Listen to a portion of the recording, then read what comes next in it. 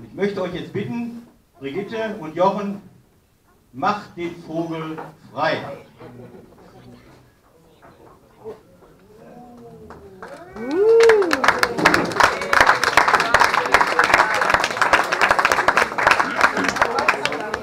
Ich möchte jetzt das Mikrofon an Corinna übergeben, die in der Tradition des Kamener Schützenvereins diesen Vogel einen Namen umtaufen wird. Einmal das Kinderkönigspaar noch mal bitte nach vorne. Einmal vorne. So, Corinna, bitteschön. Dankeschön. Hiermit taufe ich den Vogel auf den Namen Uli und Leonhard. Der Name stellt sich wie folgt zusammen. Uli, zu Ehren von dem verstorbenen Vater von unserem König Klaas. Er ist leider am 23.02.2002 verstorben.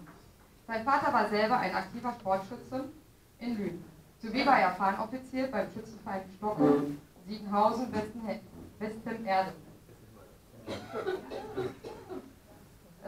Leider hat er selber nie geschafft, den Schützenkönig zu werden.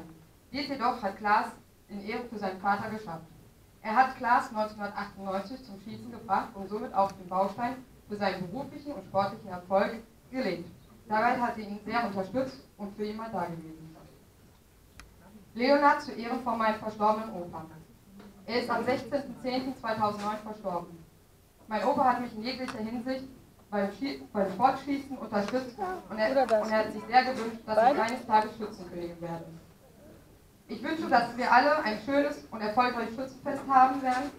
Ich hoffe, dass der Vogel Uli Leonhard schnell erlöst wird und nicht zu lange oben hängt. Vielen Dank.